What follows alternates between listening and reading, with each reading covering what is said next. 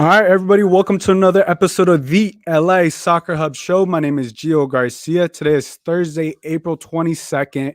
And as you guys know, every Thursday we're talking LAFC. LAFC had an impressive win without Carlos Vela for 80 minutes of the game, without Diego Rossi. They got the 2-0 victory over Austin FC. We're going to recap that game. And we're also going to talk about the Sounders game and also some of the big news today. Bob Bradley talked about Eduard Atuesta, his contract extension. So we're going to get deep into that. But here joining me today, I have two very special guests. The first one, he goes by the name of Andy Deossa. He covers LAFC, LA Galaxy, MLS with Yahoo Sports. Andy, how you doing? Gio, what's going on, man? Happy to be here, man. Happy to be here. Talk some soccer. Yeah, so, and we also got LAFC Live, Garett Rodriguez. Garett, how you doing, my brother? Doing pretty good, man. Thanks again for having me on, Gio. Really appreciate it. Yeah, I'm excited to have you guys, here. We got a little different setup now. But yeah, it's exciting. Andy, I want to get to you real quick. Tell us a little bit how long you've been covering the MLS, because I know you're with Yahoo. I know you've been with ESPN before. Tell us how long you've been covering the MLS and how you got involved. Yeah, man. Really, I mean, it's a thing that it's been kind of a passion, but it really hit the ground running when I got to Yahoo, which was in October of 2018. So I'm going on 3 years now. I relocated from the East Coast, got out to LA, and just kind of saw the opportunity. Luckily, Zlatan was around for the Galaxy, and then obviously LAFC being the newer team, it was just pretty cool to cover both sides and a different dynamic of everything going on between both clubs. So that's really how it started, man. And it was pretty funny how I went to the home opener against that year was Kansas City, year 2, and it really hit the ground running from there. I did a big story on Eduard Atuesta, which was like my 3rd story, and then after that, it kind of just blew up to, trying to be as many games possible, going to practice, this and that. So I got really lucky, and I actually know Max Bredos from back in Bristol from a long time ago. So that was kind of cool to be able to see him and kind of connect, on the first game here. So I'm just happy to be here, man, trying to do as much work as possible, and then also look at MLS from like a larger lens from the Yahoo Sports standpoint. Yeah, man, you do a solid job covering that. I know I see you a majority of the games. You write amazing articles. Garett, how you been, man? What you been up to? What's going on with you? It's been a stressful couple of days because that whole Super League thing. So I'm glad that's done and over with. I don't want to get too much into it because I'm going to get upset. So we'll just leave it at that. But other than that, it's been a pretty smooth week. Just ready for the weekend already to watch Seattle versus LAFC. So. Yeah, no, hey man, we don't even need to touch Super League. It happened so fast. It was the quickest relationship in the history of talking soccer, and we don't even got to touch it. We're glad it's over and done with. We're glad. What was it, Chelsea fans who said football or whoever it was, right? I think it was PSG and Dortmund and Bayern who didn't join, but nevertheless, it's not happening. It's good for the sport that it's not happening, and we're here to talk LAFC. So we're to talk LAFC. So let's start off with LAFC had this impressive win, right? When Carlos Vela went out, he looked like he was injured, right? And there was a lot of, I guess there was a lot made of Bob Bradley and Carlos Vela, but I think if you get the win, it doesn't matter, right? I think it would have been different. I guess that's just the way I look at it, but they got the win. I saw Carlos Vela. He looked happy after that. But I think some of the things that kind of stood out for me were how, Pablo Cisnega stepped up, how Mahala stepped up, Corey Bear getting his first goal. I mean, there was a lot of question marks about him and how they really finished off Austin FC. Andy, give me some of your takeaways from this game. Yeah, no, I agree. I think my first takeaway, honestly, I'm going to start with the defense. I think the defense looked really, really good. Not that that's surprising, but I just think coming off of the weird 2020 where they were at the tournament and it was kind of just you don't really know what to expect. Are they as solid as they should be or not? I think Tristan Blackman played really well. I mean, he's probably the player I've seen the most growth out of in the past few years out of LAFC. He's not afraid to get up the field and make it tough on defenders. Chiqui Palacios it just continues getting better. He covers a lot of ground.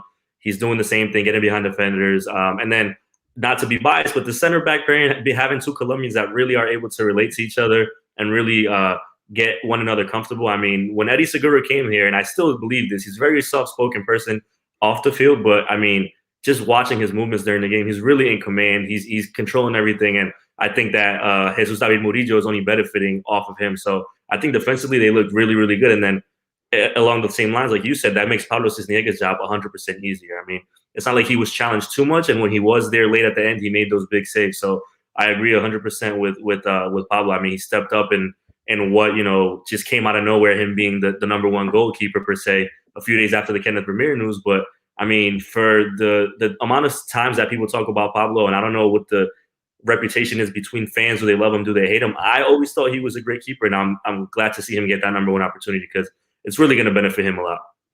Yeah, and I think we really saw that confidence of Pablo in the way that he played.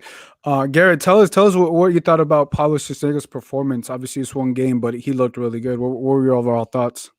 He looked really confident, which is something that we haven't seen, I think, for a while. It's kind of crazy that, day before the home opener, we have Vermeer just terminate his contract, and then you got Pablo stepping up. So who knows if he was going to be the starter or not? I mean, obviously, I think he was since, the Vermeer contract got shredded up. But Cisnega looked fantastic. He looked great. He looked very commanding in the box. He looked confident. At the very end as well, that kick save that usually could have been a goal late in the 90th minute or towards the end of the game. So he looked really good. I know it's one game, so I don't want to go overboard, but he looked very commanding and confident. So that's all you can ask for in a goalie. And maybe going forward, this is going to be the official number one and solid guy in the net, which is something that we've needed for a couple of years now. Yeah, and I think the thing that we see from Pablo, what I see is just like what I've been talking about is like, hey, just go with one keeper, right? And I think we got our answer. Kenneth Vermeer didn't want to be part of the team, but I think this is going to boost Pablo Cisneros' confidence even more, and I think it's his job now, right? He doesn't have to think in the back of his mind like, man, if I mess up, like Kenneth Vermeer is coming in, right? He's going to have a little bit more breathing room. Obviously, we don't want to see what happened last year, and last year was a tough season. But there's a lot of expectations, and I think I feel like I have the feeling that Pablo's really going to step up because it's his job. It's his job to lose. I mean, you got what, Romero who hasn't proven himself in the MLS, right? He's very young, but I think I like what Pablo's been doing. Quickly in the chat, I want to give a shout out to Galaxy Guy Podcast. He says, we'll get into this later. He says, almost everybody has slept on Seattle this season. I'm 100% with you. We're going to talk into that a little bit more, but shout out to Galaxy Guy Podcast to tuning in with us. But what I want to talk about, the offense now. Andy, you hit a great job talking about the defense. Let's talk about Mahala and the job he did, right? Obviously, when Carlos Vela goes down and he gets subbed, it kind of looks like, oh man, you don't have Diego Rossi. Now you don't have Carlos Vela, right? Like if you're LAFC fans, I think I looked around the press room, people are like, are they going to be able to pull this off? Maybe not. I don't know, because, right, you have, if not arguably, I think the best player in Carlos Vela. And then their Golden Boot leading scorer last year wasn't available. But what did you think of Mahala's job when he came into the game? Yeah, man. I mean, Mahala, it's a very interesting story with him. He's a young kid. From everything that the players and Bob Bradley say, they just say that he's a great personality, a great person. He really wants to learn. Mark Anthony Kay spoke about it today, just saying that sky's the limit for him, that he takes a lot of constructive criticism. And we saw what he did last year when he went into the Champions League game against Cruz Azul and he was able to score that goal. You reward players for the moment. So when Bob Bradley puts him in that game for when Carlos Vela gets subbed out, I mean, it changes the dynamic, right? You're preparing all season to play with Carlos Vela, and all of a sudden he's not there. So what happens? I think that he took his opportunities well. The energy's there. Like I said, he's young and eager. And from a opposing team standpoint, I mean, let's be honest. Austin FC was not at all thinking they were going to have to play against Mahala. So it does give LAFC a bit of an advantage to put a player like that there's not much of a scouting report in, and he's obviously learning how the system works. The unselfish goal at the end is just a great thing to see from his standpoint, just giving that ball up and letting Sifu score there at the end. So, I mean, I think I said it at the end of the game, he's only going to keep getting bigger minutes because it's clear that Bob Bradley sees something in him. It's clear that the teammates are in agreement with the way he's playing. And for the few times that he's played, he showed great quality. So I think I really do think he's going to have a big season for LAFC. Yeah, I mean, you hit on obviously scoring the CONCACAF game and then seeing his unselfishness because he could have took that shot, which he passed to Jose Cifuentes, right? He could have taken the shot. But Garett, what did you think of his performance and obviously passing the ball to Jose Cifuentes to get the 2-0 victory? Well, I just want to say before the season started, I picked him as my young player of the season, so I'm gonna get some credit for that. Hey, there we go. I know, Definitely get your credit, bro. I know it's only one game, so I'm not gonna go overboard. But if Carlos Vela, I don't know if this injury is serious or whatever he has, or Rossi. I mean, we got a guy that can step up. We saw the goal against Cruz Azul last year. The guy has a good foot and he's got a good awareness. I mean, football players for LAFC, obviously want to be technically good, but this guy's got good awareness. He's got speed. And honestly, we might have to rely on this guy coming off the bench a lot during the season, which is something that we haven't really had in the past. So a kid like Opoku coming off the bench, maybe a starter by the middle of the season, who knows? He was fantastic. So I'm very excited to see his growth and development during the season. And I think get a couple more goals in there. Like I said, he might be starting soon. So very good from Opoku. Yeah, I mean, a solid job from Opoku, what he's done, right? And I like how he came in and he stepped it out. No one can replace Carlos Vela. We know that, right? But your effort and what you do on the field, right? That's more than what you can ask for. And obviously we're on the press call today, and Bob Bradley spoke volumes of Mahala. He said that, I'm just paraphrasing here, but he talked about that everybody loves him. Everybody on the team loves Mahala, right? And that's only going to boost his confidence, right? He's learning from Carlos Vela. He's learning from Diego Rossi, right? I think, right, we're not necessarily expecting the goals from him, but I think that would be a bonus if he's able to start scoring the goals. But I think the breakaways and how we see what he can do on the field, it has to be exciting, because say if Diego Rossi ends up leaving the summer or whoever, right? Mahala is not, it's not that bad of an option now that he is proven in CONCACAF. He's proven himself again against Austin FC the first game. And I think if you're LAFC, you're thinking, okay, we have Mahala if Diego Rossi ends up leaving the summer. And that's a really good safety net, in my opinion, because he's doing what you're supposed to do. Another player that I was really impressed with on the offensive side was Corey Baird, right? There, like I said earlier, there was a lot of knowns. He got the first goal. I asked him after the game. He's like, I was like, what were your thoughts going in? When you took that shot, he's like, if you don't shoot, you don't score, and that's what you want to hear, from him, because a lot of questions were like, is he going to be able to score? Is he going to be able to do it? I'm along the lines that I don't think he needs to score, but I felt like there was going to be one or two games that he was going to have to score, and obviously no one expected Carlos Vela and Diego Rossi not to be available. But Andy, what did you think of Corey Baird's performance? Yeah, I'm in agreement there. I mean, I think that he's taking his chance as well, and I think the preseason he's kind of shown that a bit. And it's a system, man. LAFC talks about this all the time, and as cliche as it sounds, it's a system. And I think the most important thing to remember is that that central person in that system doesn't necessarily need to be the goal scorer. He just needs to be able to fit that role. It's the same way Dio did it. It's the same way Christian Ramirez did it. And going down the line, Bradley Wright Phillips. I mean, you would want them to be able to have that quality to score, which they know that Corey Baird does have.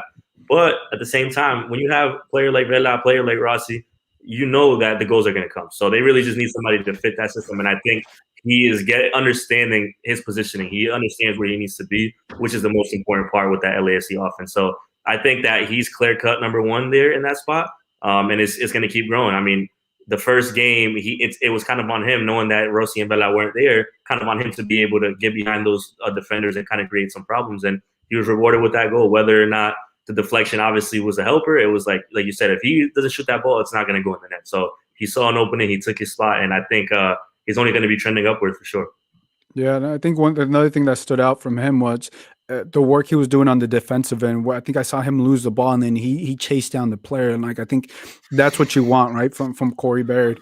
Garett, what were all our thoughts of Corey Baird seeing him the first game?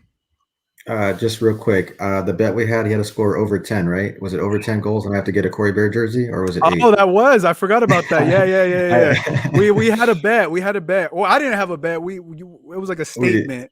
It was an over under. But yeah, I mean, you're invested. I'm hoping, because I'm hoping he goes over 10 goals so you can get that jersey. I did see a Corey Baird jersey at the game, by the way.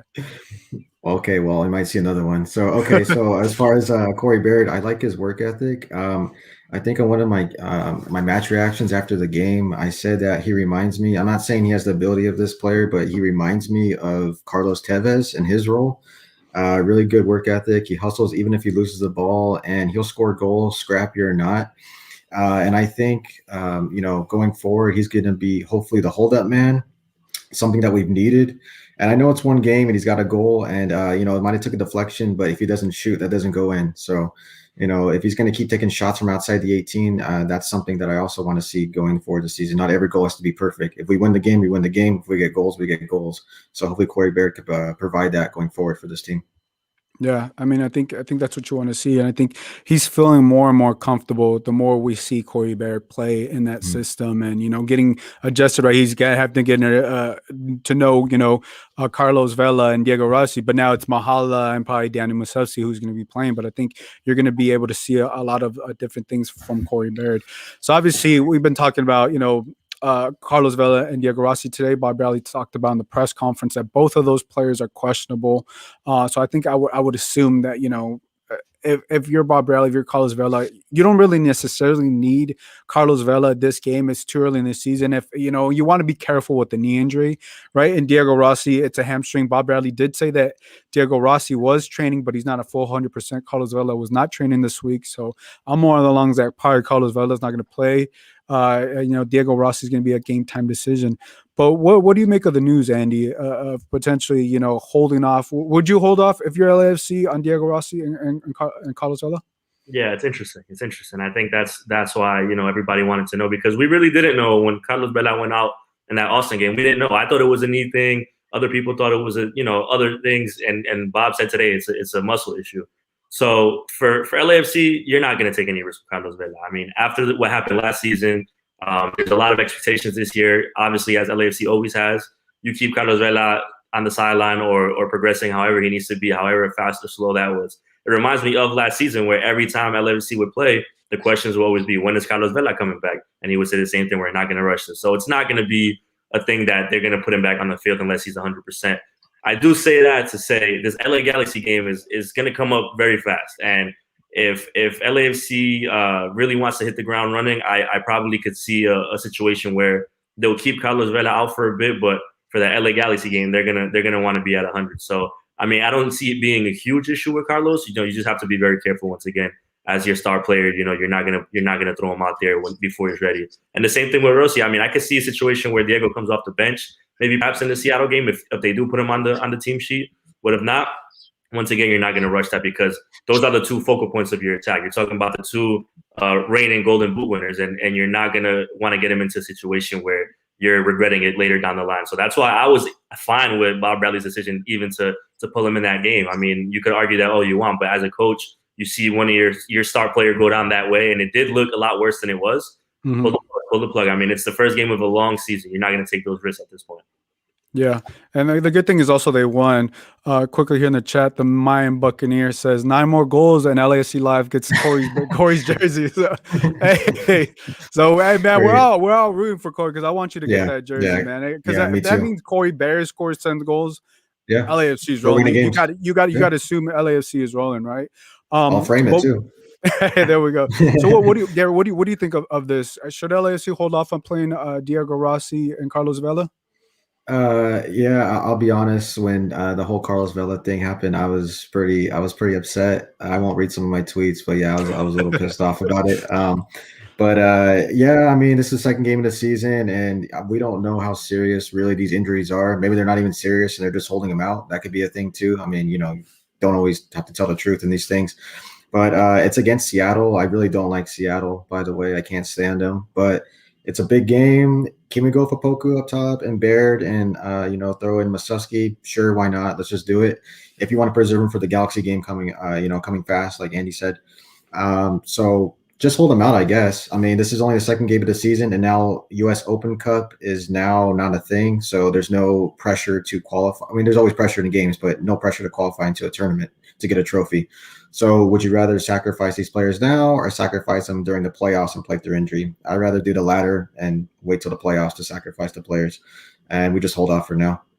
Yeah, I think we're on the same lines. I mean, second game, we understand it's Seattle. You want to beat Seattle, but look, second game in, no need to risk it if they're not right, if they're not training, if not fully available. Galaxy Guy podcast says, I think he will be good. Talking about Corey Baird. Corey Baird scored 15 goals across 3 full seasons as a starter in RSL. Yeah, and he has a lot of offensive weapons right this season. But I think one thing, right? If Carlos Vela and Diego Rossi doesn't play, we're going to see the depth of LAFC, right? We're going to see Mahala play, Mm-hmm. Potentially 90 minutes. We're going to see Corey Berry, Danny Masovsky. And I think this may help LAFC down the road, right? If, like I said, if Diego Rossi goes, you have almost a season Mahala and knowing what he would need to do, right?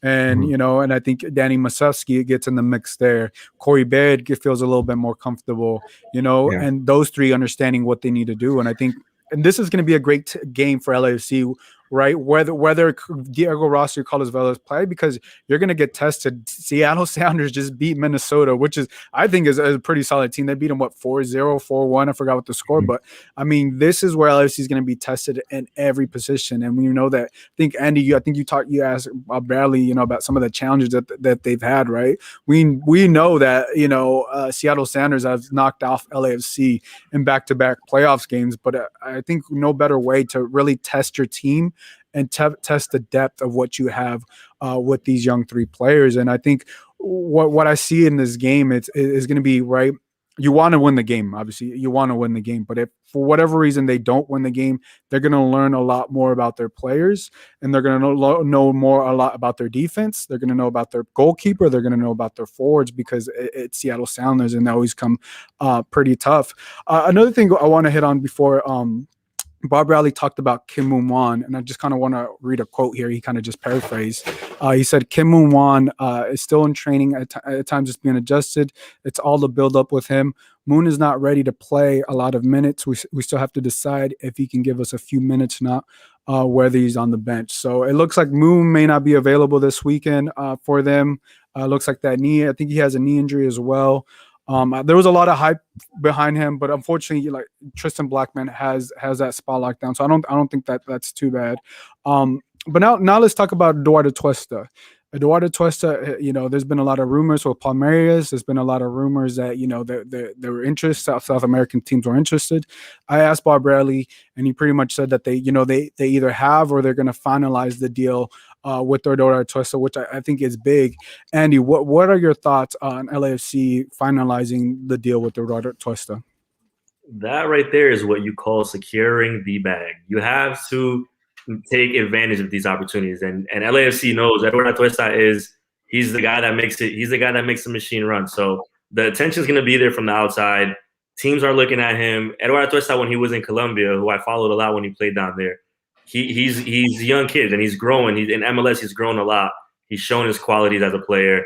One of the best midfielders in the league, which is what he told me he wanted to be when I interviewed him right when I got to LA. So it's great to see, but it's not to say that Eduard Atuesta is not going to leave. It's to say that if he's going to leave, teams are going to have to give LAFC a hefty return for it. So this is a huge season for Eduard Atuesta to keep proving himself with the aspirations he does have to play overseas. But at the end of the day, what Bob Bradley said is right. A lot of these players come here and they are just happy and comfortable to be playing in MLS and B in a market like Los Angeles.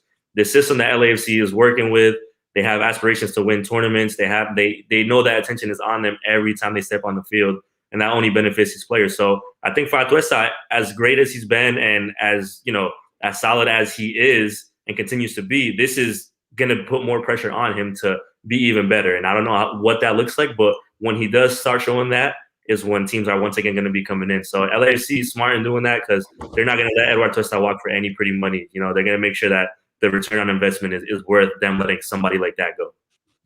Yeah, Garett, what were your thoughts when you heard, hey, LAFC locked it down? Eduard Atuesta, resigning. The details are still to come. I don't know. I think there's been talk about a year to 2022. But to Andy's point, I think it's a win-win for both parties, right? Eduard Atuesta gets more money, and LAFC are going to get money when he leaves. We'll assume he's going to leave. We don't know. It could happen this year. It could happen next year. But this, to me, tells me that LAFC is 100% focused on this season. Their goals, right? MLS Cup has been the big thing, right? Eduard Atuesta is the focal point. So if you're gonna have one player, it is Eduard Atuesta. But give me your overall thoughts, Garett, on Eduard Atuesta re-signing with LAFC. It's fantastic news. We've been, kind of worried that he was going to leave for, free or just walk out without a contract extension. So this is perfect. Even if it's a year, they're going to have to pay a fee now, transfer fee for Atuesta. And like you said, Gio, I think Atuesta said in an interview that he's here to win things. So the best case scenario is that we win MLS Cup and then he just bows out with that to a big club like maybe Ajax. I could see him going there, PSV Eindhoven, maybe a Serie A team. And plus next year, 2022, we got the World Cup. Obviously, it's every person's dream to be in the World Cup. I can see him maybe potentially being on the Colombian team. That would be, that'd be huge for him. And the only way doing that, I think, is by moving to a bigger club. So it protects his value right now. He's hopefully going to win some trophies for LAFC before he dips. And like Andy said, he makes the engine run. He's been one of our most important players, if not the most important player for a majority of these matches. So happy he's going to stay for a year or two, whatever it is, but just enjoy him while he's here. Yeah, I mean, definitely got to enjoy, what Eduard Atuesta has done up to this point. And I think, when you look at him and you also look at the game, what he did in the game versus Austin FC, right? He just simplifies the game, especially for the young guys. You give him the ball, it changes everything, right? It just makes it so much easier. And I think then this conversation for also LAFC, they don't need to be asked about it again. I think I'm glad they were able to do it in the early start of the season, because you don't want a month from now or 2 months from now when when the transfer window starts to open up and there's rumors and you don't have to worry about that LAFC no more. 100% they're focused on what's going to happen with this season, and especially also right with the midfield they have, right? I think what was that? Mark Anthony K who started. It was a little T blessing, the movement right there, and then Jose Cifuentes coming off the bench. We've known that the midfield has been the strong focal point for this team. Andy, give me your thoughts of what they have to do going into Saturday's game against the Seattle Sounders to get the win. Yeah, man, that's a great question. I mean, I think in the past games that LAFC has played with Seattle, they've done a good job of spacing the field, and Seattle does that very well to their advantage. I mean, I don't know if it's just because they play in a football stadium that it looks like they're running a marathon out there, but it really does seem like they're a very well spread out team. So it makes it harder for those midfielders to stay compact, and it opens up those spaces. I've watched a lot of Atuesta and watch him try to chase Nico Lodero, who's probably is not going to play, and chase a lot of these other players. But it's like once you start playing in those wings, which is what Seattle likes to do, and press hard and counterattack, it makes it a lot more difficult. So what they're going to have to do is what Bob says. They're going to have to try to dictate the pace of the game. And the upper advantage that Seattle has had against LAFC in these past few games is physicality. I mean, they went to the bank and bullied them 2 years ago in that Western Conference final. I mean, from the very first whistle, they were throwing those players around, and LAFC never matched that intensity. And then last year, it's a bit of a different game. You have to start a young Christian Torres up top, and it was just kind of a little bit of the same thing. Seattle was just faster, more physical, more hungry. So if LAFC really wants to fight back and hit back, they're going to have to do that. They're going to have to win those aggressive battles, and they know it's going to be a physical game, because that's what the blueprint is for Brian Schmetzer's team to beat Brad Bradley's team, and he knows that. And it's going to be a fun game. I mean, it's unfortunate that it's going to be without Vela and Rossi, but it's like you said, it's on the midfield to be able to dictate that. So at the same time, playing their game and making sure that their system is intact like they want it to be, but it's all on the physical side, man. Because if you're thinking about it now, Atuesta, K, Latif are filtering balls, not to Rossi, not to Vela. You're talking about Musovski, probably Mahala. So it's going to change a little bit of that dynamic. But if they get, let up an early goal, or if they get hit hard in the beginning, will they be able to fight back is really what I want to see, especially from those core three in the midfield, because that's really who it's on at this point. Yeah, no, and I think, like I said, this is going to be a challenge, because Seattle's the type of team that will hit you in the mouth, like right away. And they'll hit you once, they'll hit you twice, and then the game may be far away, from you getting back, because of what a great job they definitely do. But Garett, what are your thoughts on how the midfield would have to play this week against the Seattle Sounders? Start Cifuentes, first of all. That would probably be the first thing I would do, but that ain't going to happen because, anyways, Mark Anthony K is going to start. Latif Blessing's going to start, and the engineer at Atuesta. But we got to be physical with them. First 5 minutes, you got to make a statement. I don't care how you do it. Obviously, don't get a red card. That'd be it'd be stupid. But you gotta have someone rough up Rui Diaz. Just give him a little couple nudges. And I think Tristan Blackman, funny enough, is someone that can do that.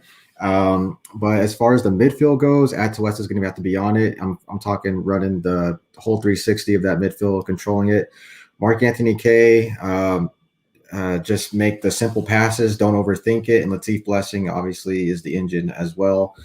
He's going to have to be patrolling that midfield. Just be physical. Like Andy said, you got to make a statement real quick too. And it would actually help too is that if this midfield could find the through balls for Corey Baird to run onto, or even a Poku, that'd be really good as well to get an early statement going in that game. Yeah, and I think a lot of those challenges, right? We know how the Seattle Sounders, how difficult they can make the game, right? They can make it really difficult. And I think the one thing that I feel about Seattle Sounders is that they really understand how LAFC is going to play, right? It's no secret they play a 4-3-3, but I think the Seattle Sounders, like what I mean, I think Brian Schmetzer really knows how to at times dismantle LAFC. We've also seen LAFC the other way, beat them 4-1. And, there's been last 2020 was lopsided goals, but I think when you look at the games that matter and look the real games, you see the physicality that the Seattle Sounders bring. You see how rough they were on Carlos Vela at that playoff game at home. You see how rough they really are and how they really make it known that they're there. And I'm kind of with you. I think Tristan Blackman is a player that can do that to Rui Diaz, because what I've seen from Tristan Blackman, he gets better every single season. He's gotten better every single season. He's a player that once he's on the field, like he's gonna do something, right? Something positive. He's gonna impact the game somewhere positive on the defensive end. I think one of the things that I want to see from this defensive unit is how they play collectively. Because last season, we know they're good individually, but I think at times collectively has been a big challenge for this team. And I think we also know how, especially with the Seattle Sounders, because they're so smart on what to do, especially on set plays, and they know how to find the gaps and everything. What do you think the LAFC can do when it comes on the defensive end, Andy? Because we know even without Nico Lodero, they still have a lot of firepower up top and in the midfield. Yeah, no, it's interesting. I mean, like you said, no Nico, obviously no Jordan Morris, so it does change a little bit of that dynamic. But we're still talking about a team that attacks, and Roldan and his brother, Will Bruin's still there. Obviously, Raul Rui Diaz, anytime he plays against LAFC, for some reason, feels like he needs to prove a point. So, I mean, it's going to be tough. I just think that I always get stuck on this with Bob Bradley and LAFC. They stick to what they know. They stick to their system. And in the Western Conference Final 2 years ago, that system was dismantled right away. And that's what I'm saying. When you get punched, how do you react? So I don't necessarily see a game that Tristan Blackman and Chiqui Palacios could play as free as they usually do in push-up, because if I'm not mistaken, Seattle played with 5 men in the back line against Minnesota. And that's going to be, if they play with 5 against an attack that doesn't have Vela and Rossi, it's going to be a game changer, which you bring it back to the midfield. There's going to be a lot of shiftiness in there in the middle. And Seattle's bread and butter is that counterattack. I mean, when they get on that counterattack, it's like three touches and they're already composed and already on the other side of the field. So I think for the defense, it's going to take a lot of staying home this time. It's going to be Tristan and Chiqui. You could push up, but don't do too much, because if you have somebody like Murillo or Segura chasing down, anybody, Will Bruin, Rui Diaz, any other Rodans, it's going to be tough. And we saw what João Paulo could do. He scored the goal of the week last week. So there's options there for Seattle. So I think the defense really has to maybe play a little different than they're used to, which it probably is not going to happen, because, like I said, Bob Bradley likes his system and he's going to live and die by that. But once again, if you have Tristan getting caught up in the mix, if you have Chiqui getting caught up in the mix, and that counterattack hits, it's gonna be easy for Seattle, in my opinion, that way. So I think it's gonna need for them to kind of stay home a bit.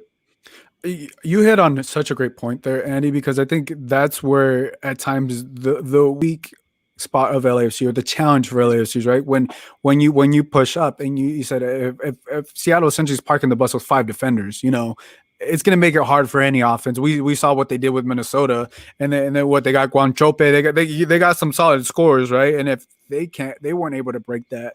But I think when you see that, right, we know LAFC is not going to change the 4-3-3, but I'm also with you. I think they may have to not push up as much on the defensive with such a strong counterattack team.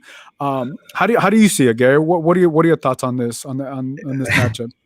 Andy hit it on the head that Bob lives and dies by his same ways. And if he goes with the 4-3-3, good luck to you, because if you think Palacios and Blackman are going to have the free range to go up on the wings, it ain't going to work.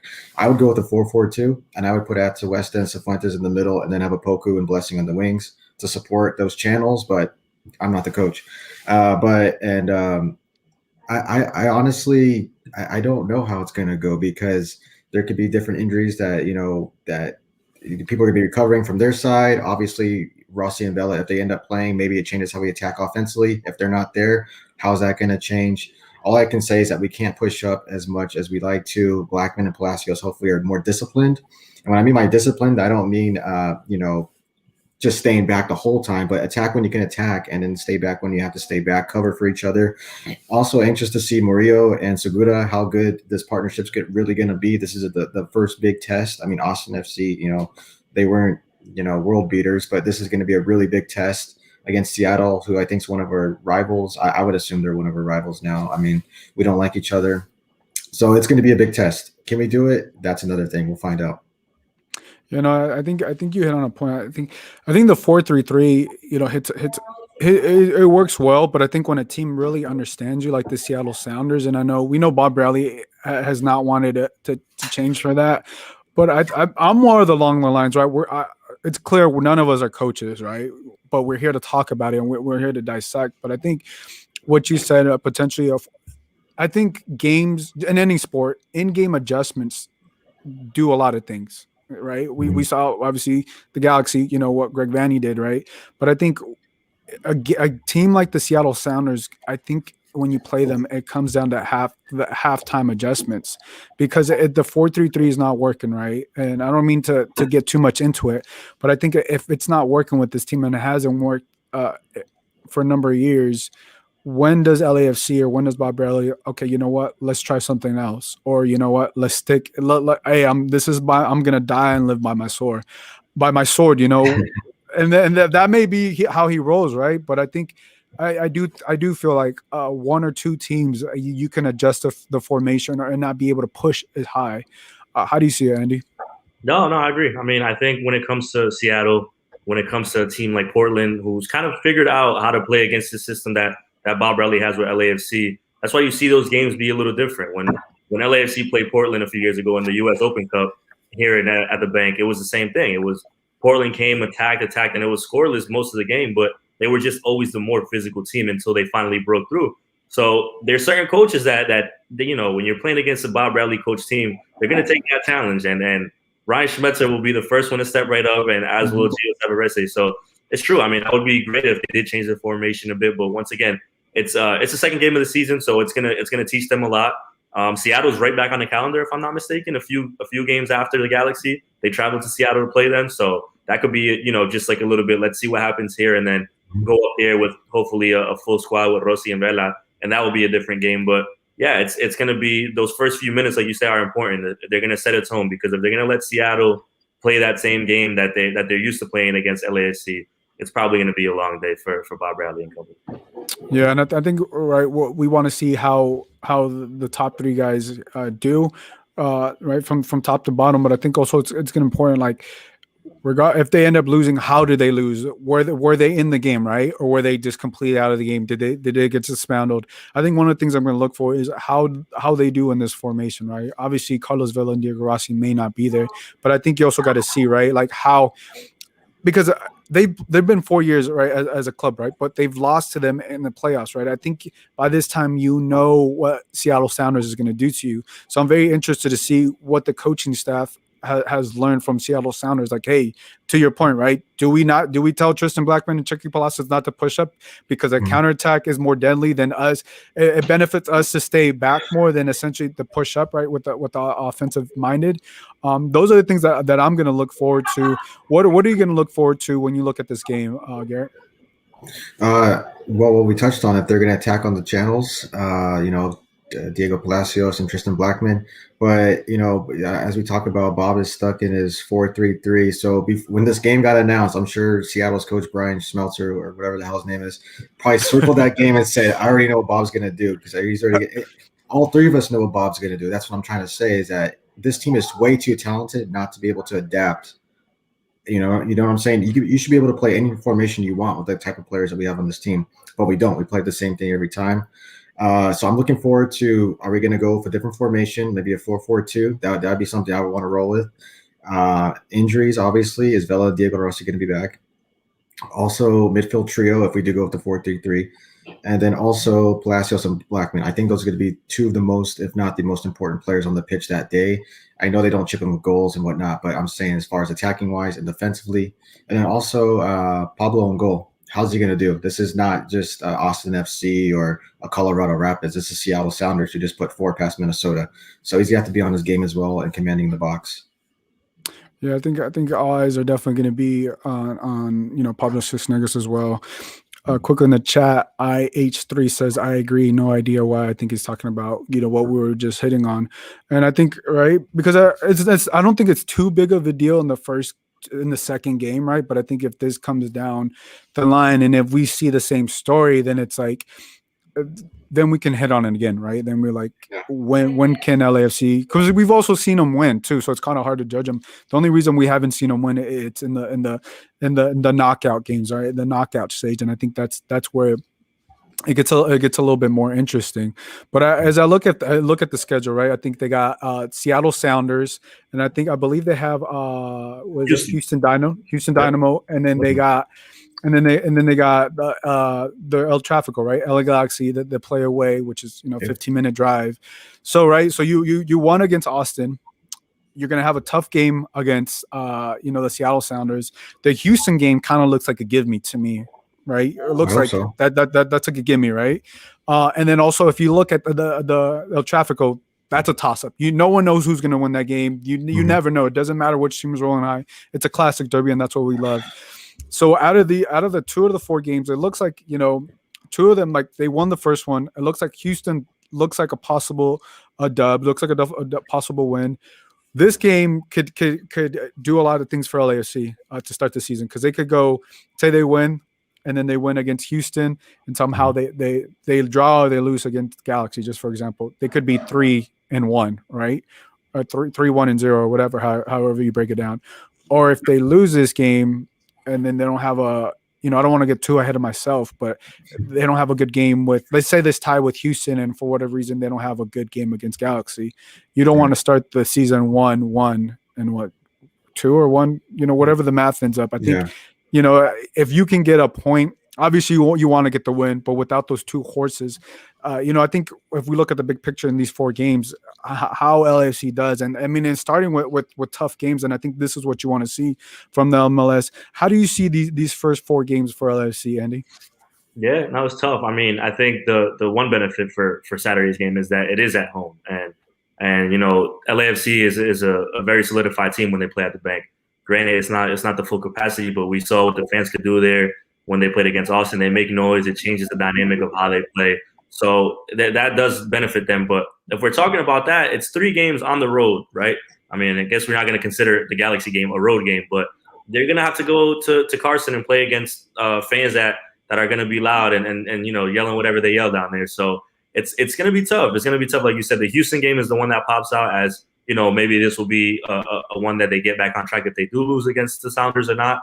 But man, it depends. It could be super hot in Texas. It could be. I was in Miami for the Galaxy game on Sunday, and it was if it's anywhere close to 90 in Florida or in Texas, it changes a lot of how the game goes. And LAFC is a fast team, so it's a tough schedule to start. And then looking at the schedule, the Seattle Sounders game in Seattle is right after Tráfico, so they get to play that right again. So it's going to be interesting, and it's going to be a challenge for them. Which is why I mentioned earlier about the Diego Rossi and Vela injuries. If they sacrifice this one game for the greater good of maybe get them back for the Galaxy game or for the Houston game, that's fine. But yeah, LAFC expects results. They don't go out expecting to lose many games. They want to keep a clean sheet, as they talked about today. They do want to chase that supporter shield as well again. So everything's important. We could keep saying it's only game 2, it's only game 3, but for them, all of these are games they want to prove themselves. So it's I can't say too much without knowing what the severity of those injuries are, because if we're talking the long term without either Vela or Rossi, then it changes everything. But they both seem like they're not anything major, so I think they'll be able to get on track when they're back. But Seattle game on Saturday is going to be a big teller of what happens in the near future for these 4 games. Mm-hmm. Yeah, and I think you hit on the injuries, right? That's really going to play into how they potentially perform in the next 4 games. But how do you see these next 4 or these next 3 games or 2 games or these first 4 games? Excuse me, Garett. How this will potentially play out for LAFC? whichever way it goes. I predicted with the healthy LAFC we'd beat Seattle 4-2 because we're playing at the bank. I know it's not fully capacity, but I mean the fans are always going to be loud no matter what at the bank.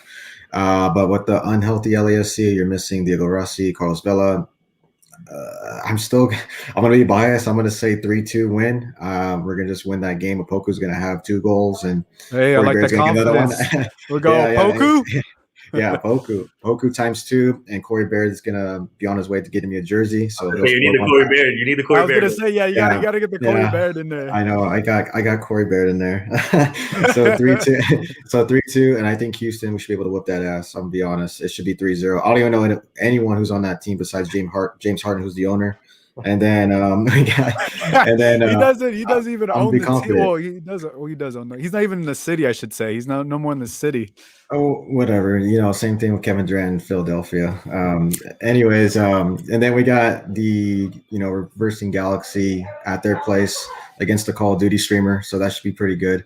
I think it's gonna be. I'm not even gonna call that one, man. If everyone's healthy, I could see it being 3-3.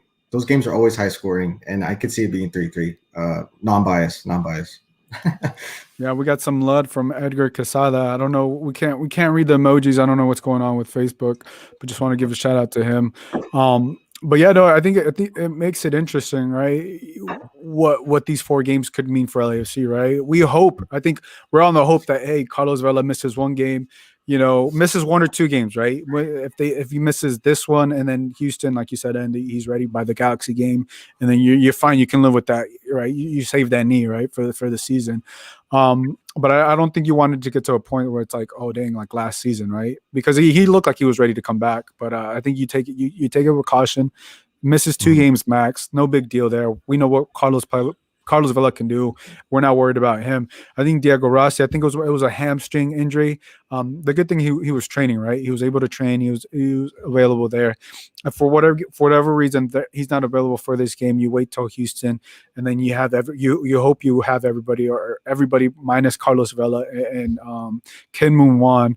But I think it's going to be an exciting season. How this is going to shape up for LAFC, because if they somehow get the win or a tie, it changes the dynamic for them. It changes the confidence within the locker room, right? Because this team, let's put it how it is. It feels like it kind of has to be, right, what we talked about Eduard Atuesta, right? What we talked about, Diego Rossi. This is the year for LAFC, right? If they're going to make a run for the MLS Cup playoffs, this is the year. And I think if you're a great team, right, regardless if you have injuries or not, you're going to have to be able to deal with those injuries. Next man up, right? Next man up mentality. And I think that's what we're going to see this Saturday, and how LAFC is going to handle it. By no means do I feel like LAFC is like, oh yeah, let's get a tie, or no, they're coming to win this game. I completely understand that. Any team that's coached under Bob Bailey, any team that has Carlos Vela on this team, whether he's playing or not, they're coming to win this game, right? But there's going to be a lot of challenges, and how do they overcome those challenges within this game? Because like I said, they're going to get punched in the mouth, and it depends, like, how are you going to be able to duck? Are you going to be able to do some things when Seattle Sounders? And I think like I said, I go back to this, what has LAFC learned from the Seattle Sounders? And, I also want to see like how Mahala breaks out in this game, right? And we want to see more of those young guys, right? I'm not sure if Christian Torres is going to be available for this game, right? There's a lot of depth up top, right? But at the same time, there isn't, because there's limited minutes, right? You can only have, I think, 5 subs, but also want to see the players that come off the bench, right? If it is Jose Cifuentes, what does he bring in if he subs in for K, right? How impactful is Jose Cifuentes, right? What are the things that you want to see from the subs in this game, Andy, moving forward? Yeah, I mean, I think you touched on it. It's that same thing that we talked about for the starters. It's the physicality. I mean, it really does depend at what point of the game these subs come in and how the game looks. But you're looking for what happened against Austin. You're looking for players to come in and make an impact and not seem out of sorts. And this is what I mentioned earlier about the adversity. If they do go down, like how do they react? Because it could spiral down quickly with a team like the Seattle Sounders, who are fast and could score quickly. So I think for the subs, it's more about, coming in and being ready for the moment. I think Cifuentes is a great call. I think that's an amazing call to start him. I think he brings a bit of physicality that maybe they don't have in that midfield. And for a game like this, it would be great.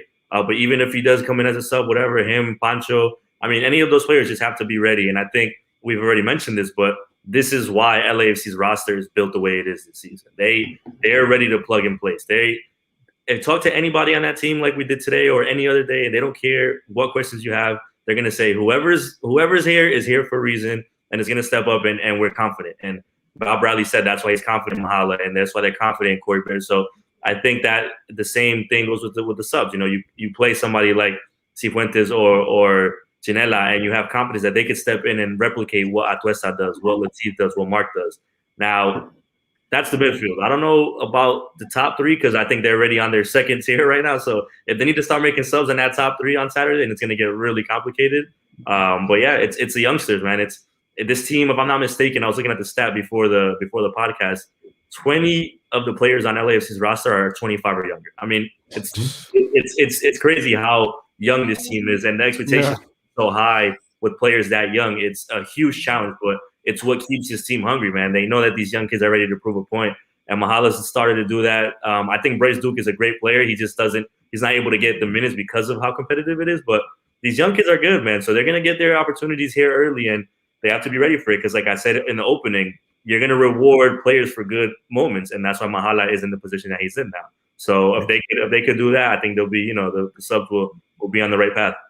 Yeah, Garett, let me get to you real quick. But Edgar Casada says, will Moon be available this coming game? No, I don't think he'll be available. We had on it earlier. Bob Bradley still mentioned that, he needs to get a couple more, more practices in. I think it looks like the injury may be a lot more serious. The good thing though, they have Tristan Blackman. Tristan Blackman's holding it down.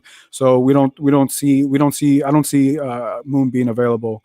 And then 901 Chaston says, what other teams in MLS can win without DPs on the pitch? Good question. We can't read too much into this game. Not at all. We definitely can't read too much into this game, but LAFC has championship aspirations, right? And we want to see the depth of this. We want to see how these young guys perform, and also the guys that perform off the field. I think we're just going to learn a lot because what we talked about, how Seattle Sounders has been able to figure out LAFC. But Garett, let's go on to you. What do you want to see from the subs, right, from the game, from this game on Saturday and moving forward? Well, it's kind of hard to tell right now since some of our subs are actually going to be probably starting this game, like Upoku and a couple others. But we got Cifuentes coming off the bench, which is great. You would have an Upoku coming off the bench. I mean, we already talked about him a lot. Pretty much a game changer. Raheem Edwards, I think that's his first name, Edwards. He got a couple minutes. We didn't get to see really much what he can do, but maybe he can prove something as well. And Farfan was still on the bench as well. That's another MLS, if you want to call him a veteran, that's another player as well. So, and then, Bryce Duke, like Andy touched on, he has probably the best hair on the team. And he's young. He's young as well. And I think he'd be quality on the pitch, but obviously he's not getting the minutes because there's too much quality. And that's another thing that I want to touch on is that you take away your Velas, your Diego Rossi's, and you leave just Atuesta. This is still a top 6 MLS team in the whole league, which is kind of crazy if you think about it because there's so much depth. So the subs just got to make an impact, and you got to make the right subs too in the right situations. If you're going for a goal, you're not going to bring on Farfan or Harvey or Cifuentes. You got to be smart with these decisions as well, and I'm sure Bob knows that. So yeah, it's gonna be a good one on Saturday, and I'm kind of hoping that we do rest our star players, and I do want to see Opoku start. That's really what I want to see. Yeah, I think right. We hit on that earlier, but if we see Opoku have a solid game, then Diego Rossi leaving this summer, it's all good. You know what I'm saying? We like Bob Bradley said today, like he talked about Eduard Atuesta, and doing it the right way to go to the next level, right? To Europe, yes. Right? And I think Diego Rossi has done that. Eduard Atuesta has done that. And right. And I think this is what you want to, you want to make sure that these players are proven in the MLS before they take the next step. And we've already seen that with Diego Rossi and Eduard Atuesta. I think the next young player is Mahala, right? And what he does, because he is very exciting. He is very exciting what he could potentially do. And if he becomes as clinical or somewhat as clinical as Diego Rossi was or is, you know what I'm saying? Then it changes the complexion, and then you start to see more of the possibilities for this team. Let's finish off here. We don't have any more questions from the chat. If you guys have any questions, drop them down about LAFC this Saturday game for either Andy, myself, or Garett. But if not, I want to finish off with this. Obviously, we know the expectations for LAFC is MLS Cup, right? Do you see it that way, Andy? If they don't win the MLS Cup, then I don't want to say the season is a failure, because that's a very strong word. But with the type of players that they have this season, if they do win it, if they don't win it, how do you? Let me just ask you this: how do you see this playing out for LAFC this year? Yeah, no, I think honestly this season might be the one that they have the most pressure to in it. If you look back at the past 3 seasons, there's always been a factor in the year that has made things a little more challenging for LAFC. Obviously, the first year you're trying to prove yourself. That's just automatic. You're just trying to prove yourself. You're trying to make the league know that you're worthy of being here. And at the same time, you're taking your lumps against the Galaxy, which just weigh on you. The second year, they're chasing all of these damn records. They're chasing Supporters Shield. I mean, every game had an extra incentive because there was something on that, and you're still chasing that Galaxy win. And then last year, you're dealing with MLS's back, the pandemic. It was crazy. This year, like we mentioned, U.S. Open Cup is suspended. They're not in CONCACAF Champions League. It's tunnel vision. The focus is MLS and it's MLS Cup. There's not these factors that they've had in these past 2 years are non-existent anymore. The league knows LAFC deserves to be here. The league knows LAFC is the favorite to win the cup, and the league knows what the quality of the coach, the player, the program, everything. So I think this is the year that they're going to feel that pressure even more than ever. And I would say, I don't want to say this in game 2, but yeah, to them, it's going to be 100% a failure if they're not able to get that MLS Cup this year, because there's just so much that they've done in these past 3 seasons to lead up to this point that they feel like they're at the stage that is the only step. And Vela and Kay and company have been saying that 2 years ago. So imagine what they feel now if that's what their thought was in the last 2 seasons. So with that being said, they, like I said earlier, they do want to win Supporters Shield. They do understand it's going to be a battle, but Vela said it in Media Week last week before the season started. He thinks that this is the best roster LAFC has had in terms of depth, in terms of how prepared they're going to be. So it's all on the table. I mean, I think that everybody in that organization from the top to bottom is on that goal. And if they don't win, I think there's not going to be one person that doesn't think that is a failure. Yeah. No, a great point. How do you see it, Garett? It's MLS Cup or bust for me, to be honest. We got the Supporters Shield already. If we played in the Premier League or La Liga, Supporters Shield, you'd be the winner, but that's not how it works here, unfortunately. So MLS Cup is what it's all about. That's the main trophy. For season, there is a lot of pressure on us because we make that pressure because of how good we are. Not to sound arrogant, but this club is good and has been good. So, and we got the players that we got the Atuestas, we got the Rossis, the Velas, and we got the depth. So there should be no excuses that we cannot win MLS Cup. I mean, pandemic or no pandemic, knock on wood, things are slowly coming back together, kind of normal, some fans in the buildings and whatnot. So for me, it's MLS Cup or bust. And also, I want to get back in the CONCACAF Champions League because I don't like watching other teams playing it besides us. Not I miss it. Those are, if you think about it, those were some of the. I mean, I got the privilege to go to the Lyon game, the home leg, and that was probably the best game I've ever been to. And LAFC and CONCACAF, it was like peanut butter jelly, goes hand in hand. So, I miss those games. So we just got to get a dub this year, and I mean a big dub, MLS Cup. That's what I want. Yeah, no, I mean you hit on that, and I feel like any team, right, with Carlos Velas, right, and Diego Rossi, what they've done in their careers, right, the MLS, right, should be with those high expectations of what we've seen, right, and I think. With so much talent and the limited amount of turnover they've had this season, right? They're obviously one of the clear favorites. I also see Columbus Crew being a very, very tough team that they may have to get by, maybe down the road. But I think, if you limit, if you're able to limit some of the injuries and you're able to grow as a team, the possibilities are endless, and you really lock down. I think one of the challenges that I've seen from this team was a goalkeeper, but I don't feel that way anymore because of Pablo doesn't have to worry about his job. I think that kind of just, in my mind, that's the way I see it. He doesn't have to worry about his job, so I feel like, okay, he's more confident, and I don't really see the goalkeeper position as a challenge for them, right? I mean, clearly it was one game, but I don't really see because of that, he doesn't have to fight for his job. I think it's really going to come down to the defense for LAFC, how they play it as a unit and how they're able to adjust, right? If they don't adjust from like the 4-4-3, if they don't push as much, but it's a very, like you said, Andy, they're going to feel the pressure a lot more because, this is the 4th year, the limited amount of turnover, the players that they have, we know that some of these players are potentially going to move on, and they're going to have a target on their back all year, and as they should be, and we're just I think we're really gonna learn how this team is gonna handle that all the way through, towards the end of the season. But with that, I think we're gonna end things here, guys. Unless you guys have anything else to add, we definitely hit on that. Here, I mean, the LAFC plays Seattle Sounders this Saturday, so it's an exciting game.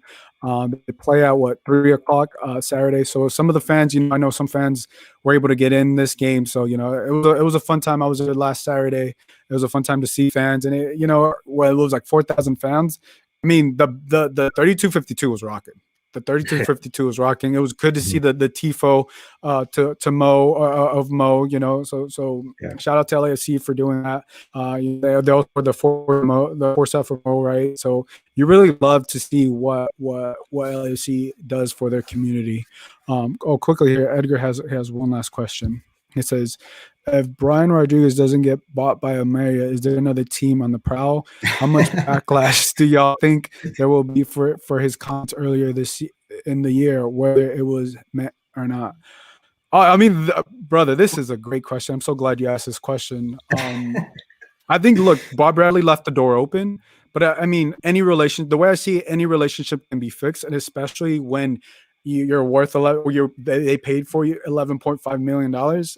If you don't make it out there, you're coming back, unfortunately. But yeah, Andy, how do you see this with the Brian Rodriguez situation? Yeah, like you said, I don't necessarily see a broken relationship there. But Bob Bradley's not one that's going to take comments like that lightly. So I think they hope that he does well for the sake of maybe him not returning and him being that LAFC getting that benefit. I think I mean, I don't know. I can't say I'm going to watch those games, so I don't know exactly what their standing is. I know they're trying to, I believe, if I'm not mistaken, get into the main league out there. So it's going to be a challenge for them. But even when Brian was in LA, he still had a lot left to give, and I still think that there was pieces that people wanted to see. So maybe it was just the sake of him wanting to go. I mean, they brought in Pancho, so I think the Uruguay connection there was pretty good, pretty solid, but I find it hard to believe that other teams are not also keeping an eye on Brian Rodriguez, whether it's back here stateside or somewhere else overseas. Yeah, Garett, you've been following this. You've been having a Brian Rodriguez watch. How do you feel about this? Tell us your thoughts. And obviously potentially. I'll answer the first question. It says, if B-Rod doesn't get bought by Almeria, is there another team on the prowl? Yeah, my Sunday League team is available if he wants to play for them, because I don't want to see him back at LAFC, man. Honestly, what he said on the radio, crying, and then he gets his move, and then he sets the bench over there too, by the way. And then when he does play, it's like 23 minutes, or he plays 60 minutes, and he has 1 assist, and I believe it's got to be 10 games by now, or maybe 8. But luckily, his club is, on that spot where they could get, promoted to La Liga, which would be great. But at the end of the day, are they going to say, well, yeah, Brian, you actually contributed a lot? Or did he, to me, I wouldn't buy him. If I was the owner or if I was the coach that was watching him play, I wouldn't buy him because he hasn't done anything. And then if he comes back over here, he's now going to be behind Opoku, hopefully. He's going to be behind, Rossi's going to leave, but it'd be Opoku, Vela, and Baird maybe up top. And then Brian Rodriguez would be on the bench. And obviously he's not going to want to be on the bench because he has aspirations to play for a big club in Uruguay. So where do you go from there? Do you take the L and just, lose the money on that, which I think is what's going to happen? I wouldn't be surprised, though, that another club maybe comes in for him, but it'd be a really lower club, though. I don't know who it would be, to be honest. Yeah, and I think just to finish that off, the Brian Rodriguez situation can go either two ways. I've always said that, look, I want Brian Rodriguez to stay in Europe because that opens up the third DP, right? Third DP spot for LAFC, and just makes things interesting for LAFC. But if he doesn't and he has to come back, because I think the biggest challenge that LAFC is going to have with Brian Rodriguez is if they don't, let's just go with this, he doesn't get bought. Is LAFC going to want to loan him out again? And I don't think so, because then you're going to have to wait do you get another DP or not? There's a challenge with getting another DP if you loan another player out, right? Unless it's like a 2-year loan or something like that, then it's different. But the biggest thing is his price tag. They paid $11.5 million, right? And if you're LAFC, how much are you willing to lose, right? $10 million? That's you're losing $1 million off the top. That's not 1.5, excuse me, 1.5 off the top. That's a lot of money, for LA, for any team around the world, not just an MLS club, right? You lose 500,000, different story. Okay, 200,000, different story, right?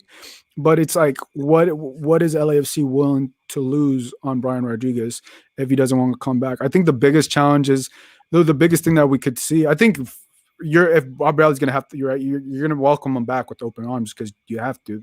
I mean, this guy, he owes you a lot of money. You know what I'm saying? But I think if the only way I could see this getting ugly is Brian's like, says what he said previously. He's like, no, I don't want to go back to LAFC. I just want to stay here. Then it gets difficult, right? Then it gets like, do you get FIFA involved? Or what happens, right? I don't think you want that to happen, And I think, hey, Brian, we give you your shot, and if for whatever reason doesn't happen, you got to mature. You got to mature, man up, and come back, man. We gave you your shot. You wanted to go. You wanted to go there, and you didn't improve yourself. You got to come back. You know what I'm saying? Now, how does he fit in this lineup? If Apoku's killing it, Baird's killing it, and Danny Masewski's killing it, I don't know. You know what I'm saying? There's just a lot of challenges if he comes back. You know what I'm saying? So I think the best thing is they find someone to buy him and he moves on and LAFC moves on. And then it just, both parties are happy. He gets to stay in Europe. LAFC gets to buy a third DP. Then it gets interesting. Say LAFC is rolling and then now they have a third DP to their disposal. Do you get another forward? Did you get another midfield? Do you get a defender? Then it would be an embarrassment of riches for LAFC at that point. Yeah. But yeah, Edgar, great question, brother. Because we hit on Brian Rodriguez every now and then, but I mean, I think that question needs to be asked within a month or so. Because Gary, when does Almeria's season end? Should be ending next month. Yeah, so it's coming soon. So we'll find out, right? Because as of now, we haven't seen any rumors or reports, right? That typically, like for example, Daryl DK is killing it, out there. Yeah. There's interest out there, you know what I'm saying? There's interest out there. He's killing it. Someone's gonna, whether it's 20 million or whatever the price tag is, he's potentially just not gonna come back to the MLS because of what he's doing. I don't think we really feel that about Brian Rodriguez, unfortunately, but that's just the way it goes. Yeah. Well, after a game on April 2nd, one of the followers DM'd me a message he sent to Almeria because he could reply to the tweet. He just put, "Hi, Almeria fans, LAFC fan here. So how about Brian Rodriguez?" And an Almeria fan actually tweeted back him and said, "Hi, I hope my team won't buy that useless player. You just have cheated on us." Wow. So there you go. So we're gonna lose money. It's official. Yeah. Twitter plays on this universe, hands down. The thing about Twitter, it is brutally honest, and they will give it to you. I love it. But at the same time, like, if that's what the fans are saying, they have no influence. LAFC fans that don't like them literally had no influence on that, right? So that is honest feedback from an Almeria fan, whether it could be definitely brutal. Probably that's not something you want to hear, but I think if that's how some of the fans feel about him, because you can tell a lot about a player about how the fans are, right? Yo, this dude's killing it. Hell yeah, we need to buy him. When are they going to buy him? The rumors start like, hey, yeah, we're buying him. But we haven't sensed that. So unfortunately, it looks like he may be coming back, or we'll see. We don't know what happens with that. But guys, I want to thank you guys for being on, Andy and Garrett. Quickly before we let you go, Andy, let the people know where they can follow you. Yeah, man. Thanks for having me, man. It's been a good time. Always get to talk LAFC. My Twitter is my name as it shows up on the screen. It's just a little underscore in the middle. So it's Andy_Deossa. Follow me there. I'll try to be at as many LAFC games this season as possible. And for the fans of the LA Galaxy, I'll be, doing some work there as well. Not to throw the enemies in this podcast, but it's all love here. Hey, it's all love. We talk about both teams. People know that, so no worries. Garrett, obviously, let the people know where they can follow you. You can follow me at We Are LAFC Live on Twitter. That's my main thing that I'm always on. And then I started this new thing where after games this season, I'm going to start just going live on Twitter. And you can follow me too. So I'm going to start going live after games, just giving match reactions, just say how it is and whatnot. And then Andy, I just followed you right now, so you can. And one more thing, Stan Kroenke, get out of my football club. That's what I'm going to leave it at right there. Get out of my football club. He's talking about Arsenal. He's talking about Arsenal there. I had to get that. He's the owner of the Rams too, right? Owner of the Rams. Oh yeah. Hey, you're not too far from him. I think. Not gonna say anything else, man. I clock you out. Get that hashtag going. That's it. That's all I'm gonna say. I've seen it, and yeah, we don't need to get too into that. But hey, guys, thank you guys for being on, and everybody in the chat, thank you for chiming in. Edgar, thank you for your questions, very good questions, guys. If you guys listen on the podcast, we do a live stream on LAFC every Thursday. If you guys want to chime in here, we have it on YouTube, we have it on Twitter, we have it on Facebook. So if you guys got questions, we'll be able to answer them live. So tune into that. But hey, if you guys enjoyed this episode, make sure to give this a 5-star rating on Apple Podcasts. You can listen to this podcast wherever you listen, wherever you get your music. You guys can follow me at Gio Garcia LA on Twitter, and make sure to follow us on LA Soccer Hub, like I said, on Facebook, YouTube, and Twitter. So for Garrett and Andy, this is Gio. We'll catch you guys next time. Bye, everybody. Peace.